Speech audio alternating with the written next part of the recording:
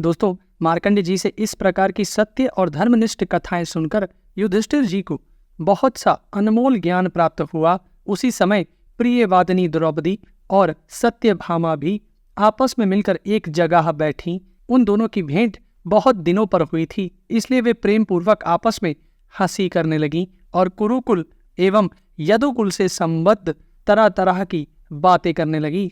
इसी समय श्री कृष्ण की प्रेयसी महारानी सत्यभामा ने द्रुपद नंदिनी कृष्णा से कहा, बहन, तुम्हारे पति पांडव लोग लोकपालों के समान शूरवीर और सुदृढ़ शरीर वाले हैं। तुम उनके साथ किस प्रकार का बर्ताव करती हो जिससे कि वे तुम पर कभी कुपित नहीं होते और सर्वदा तुम्हारे अधीन रहते हैं।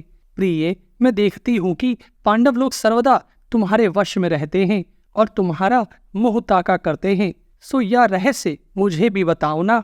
पांचाली, तुम मुझे भी कोई ऐसा व्रत, तप, स्नान, मंत्र, औषधि विद्या और यौवन का प्रभाव तथा जप, होम या जड़ी बूटी बताओ जो यश और सौभाग्य की वृद्धि करने वाला हो और जिससे सर्वदा ही श्याम सुंदर मेरे अधीन रहें।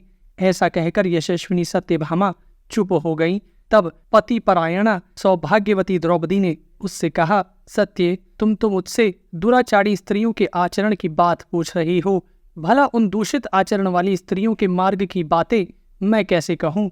उनके विषय में तो तुम्हारा प्रश्न या शंका करना भी उचित नहीं है, क्योंकि तुम बुद्धिमती और श्री कृष्ण की पट्ट महिषी हो। जब पति को यह मालूम हो जाता है कि ग्रह देवी उसे काबू में करने के लिए किसी मंत्र तंत्र का प्रयोग कर रही है, तो वह उससे उसी प्रकार दूर रहने लगता है जैसे घर में घुसे हुए सांप से। इस प्रकार जब चित्त में उद्वेग हो जाता है तो शांति कैसे रह सकती है, और जो शांत नहीं है उसे सुख कैसे मिल सकता है? अतः मंत्र तंत्र से कभी भी पति अपनी पत्नी के वश में नहीं हो सकता। इसके विपरीत इससे कई प्रकार के अनर्थ हो जाते हैं। धूर्त लोग जंतर मंत्र के बहाने ऐसी चीजें देते हैं जिनसे भयानक रोग पैदा हो जाते हैं तथा पति के शत्रु इसी मीस से विष तक दे डालते हैं। वे ऐसे चूर्ण होते हैं कि जिन्हें यदि पति जिह्वा या त्वचा से भी स्पर्श कर ले तो वे निःसंदेह उसी क्षण उसको मार डालें। ऐसी स्त्रियां अपने पतियों को तरह तरह के रोगों का शिकार बना देती हैं। वे उनकी कुमति से जलोदर, कोढ़, बुढ़ापे, नपुंसकता, जड़ता और बधिरता आदि के पंजों में पड़ चुके हैं। इस प्रकार पापियों की बातें मानने वाली वे पापिनी नारियां अपने पतियों को तंग कर डालती हैं, किंतु स्त्री को तो कभी किसी प्रकार अपने पति का अप्रिय नहीं करना चाहिए। यशस्विनी सत्यभामे, महात्मा पांडवों के प्रति मैं जिस प्रकार का आचरण करती हूँ वह सब सच सच सुनाती हूँ। तुम सुनो। मैं अहंकार और काम क्रोध को छोड़कर बड़ी सावधानी से सब पांडवों की, उनकी अन्य अन्य स्त्रियों के सहित सेवा करती हूँ। मैं ईर्ष्या से दूर रहती हूँ और मन को काबू में रखकर केवल सेवा की इच्छा से ही अपने पतियों का मन रखती हूँ। यह सब करते हुए भी मैं अभिमान को अपने पास नहीं फटकने देती। मैं कटु भाषण से दूर रहती हूँ, असभ्यता से खड़ी नहीं होती, खोटी बातों पर दृष्टि नहीं डालती, बुरी जगह पर नहीं बैठती, दूषित आचरण के पास नहीं फटकती तथा उनके अभिप्राय पूर्ण संकेत का अनुसरण करती हूँ। देवता, मनुष्य, गंधर्व, युवा, सज धज वाला, धनी अथवा रूपवान, कैसा ही पुरुष हो, मेरा मन पांडवों के सिवा और कहीं नहीं जाता। अपने पतियों के भोजन किए बिना मैं भोजन नहीं करती, स्नान किए बिना स्नान नहीं करती और बैठे बिना स्वयं नहीं बैठती। जब जब मेरे पति घर में आते हैं तभी मैं खड़ी होकर आसन और जल देकर उनका सत्कार करती हूँ। मैं घर के बर्तनों को मांज धोकर साफ रखती हूँ, मधुर रसोई तैयार करती हूँ, समय पर भोजन कराती हूँ, सदा सावधान रहती हूँ, घर में गुप्त रूप से अनाज का संचय रखती हूँ और घर को झाड़ बुहार कर साफ रखती हूँ। मैं बातचीत में किसी का तिरस्कार नहीं करती, उल्टा स्त्रियों के पास नहीं फटकती और सदा ही पतियों के अनुकूल रहकर आलस्य से दूर रहती हूँ। मैं दरवाजे पर बार बार जाकर खड़ी नहीं होती तथा खुली या कूड़ा करकट डालने की जगह भी अधिक नहीं ठहरती, किंतु सदा ही सत्य भाषण और पति सेवा में तत्पर रहती हूँ। पति देव के बिना अकेली रहना मुझे बिल्कुल पसंद नहीं है। जब किसी कौटुंबिक कार्य से पतिदेव बाहर जाते हैं तो मैं पुष्प और चंदन आदि को छोड़कर नियम और व्रतों का पालन करते हुए रहती हूँ। मेरे पति जिस चीज को नहीं खाते, नहीं पीते अथवा सेवन नहीं करते, उससे मैं भी दूर रहती हूँ। शरीर को यथा प्राप्त वस्त्र अलंकारों से सुसज्जित रखती हूँ तथा सर्वदा सावधान रहकर पतिदेव का प्रिय करने में तत्पर रहती हूँ। स्त्रियों के लिए शास्त्र ने जो जो बातें बताई हैं उन सब का मैं पालन करती हूँ। सास जी ने मुझे कुटुंब संबंधी जो जो धर्म बताए हैं उन सब का मैं पालन करती हूँ।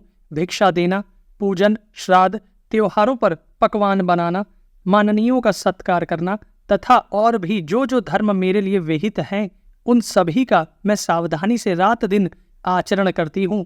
मैं विनय और नियमों को सर्वदा सब प्रकार अपनाए रहती हूँ। मेरे पति मृदुल चित्त, सरल स्वभाव, सत्यनिष्ठ और सत्य धर्म का ही पालन करने वाले हैं। मैं सर्वदा सावधान रहकर उनकी सेवा में तत्पर रहती हूँ। मेरे विचार से तो स्त्रियों का सनातन धर्म पति के अधीन रहना ही है। वही उनका इष्ट देव है और वही आश्रय है। भला उसका प्रिय कौन कामिनी करेगी। मैं अपने पतियों से बढ़कर कभी नहीं रहती, उनसे अच्छा भोजन नहीं करती, उनकी अपेक्षा बढ़िया वस्त्राभूषण नहीं पहनती और न कभी सास जी से ही वाद विवाद करती हूँ तथा सदा ही संयम का पालन करती हूँ।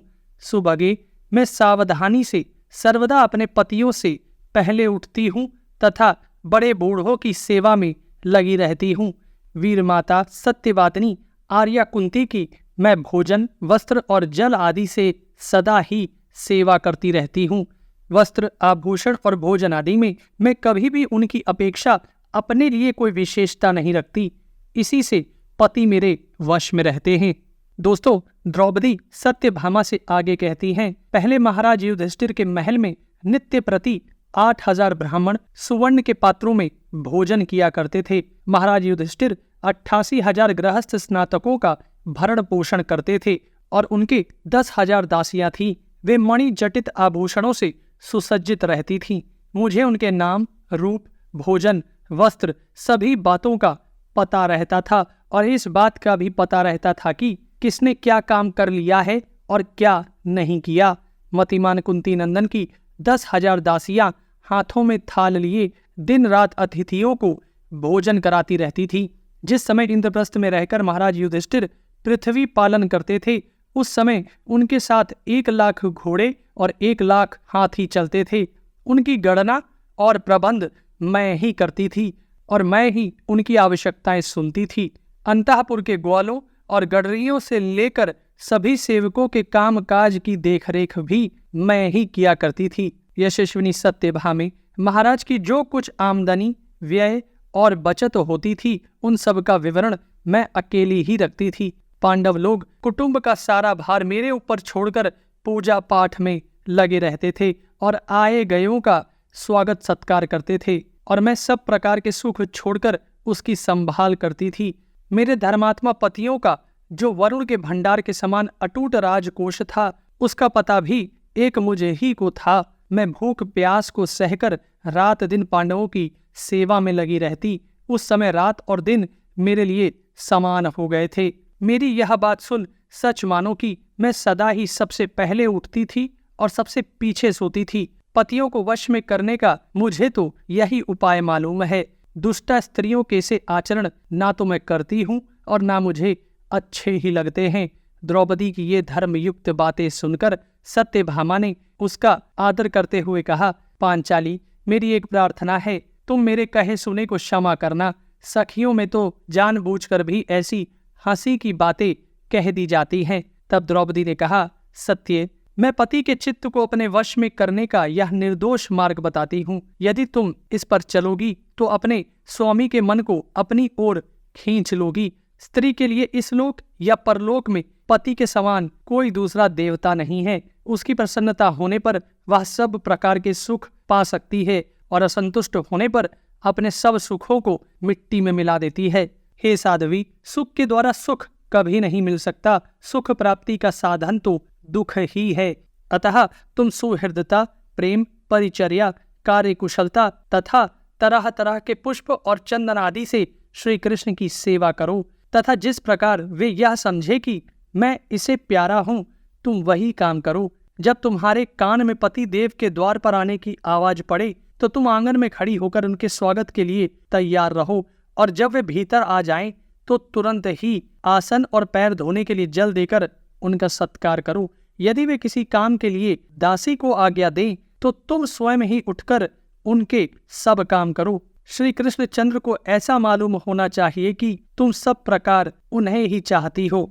तुम्हारे पति यदि तुमसे कोई ऐसी बात कहें कि जिसे गुप्त रखना आवश्यक ना हो तो भी तुम उसे किसी से मत कहना। पतिदेव के जो प्रिय, स्नेही और हितैषी हों उन्हें तरह तरह के उपायों से भोजन कराओ, तथा जो उनके शत्रु, उपेक्षणीय और अशुभ चिंतक हों अथवा उनके प्रति कपट भाव रखते हों उनसे सर्वदा दूर रहो। प्रद्युम्न और सांब यद्यपि तुम्हारे पुत्र ही हैं तो भी एकांत में तो उनके पास भी मत बैठो। जो अत्यंत कुलीन, दोष रहित और सती हो उन्हीं स्त्रियों से तुम्हारा प्रेम होना चाहिए। क्रूर, लड़ाकी, पेटू, चोरी की आदत वाली, दुष्टा और चंचल स्वभाव की स्त्रियों से सर्वदा दूर रहो। इस प्रकार तुम सब तरह अपने पति देव की सेवा करो। इससे तुम्हारे यश और सौभाग्य की वृद्धि होगी। अंत में स्वर्ग मिलेगा तथा तुम्हारे विरोधियों का अंत हो जाएगा। इस समय भगवान श्री कृष्ण मार्कंडेय आदि मुनियों और महात्मा पांडवों के साथ तरह तरह की मनोनुकूल बातें कर रहे थे। वे जब द्वारका चलने के लिए रथ में चढ़ने लगे तो उन्होंने सत्यभामा को बुलाया। तब सत्यभामा जी ने द्रौपदी से गले मिलकर अपने विचार के अनुसार बहुत सी ढाढ़स बंधाने वाली बातें कही। वे बोली, कृष्णे, तुम चिंता ना करो, व्याकुल मत हो और इस प्रकार रात रात भर जागना छोड़ दो। तुम्हारे देव तुल्य पति फिर अपना राज्य प्राप्त करेंगे। तुम्हारे समान शील संपन्न और आदरणीय महिलाएं अधिक दिन दुख नहीं भोगा करती।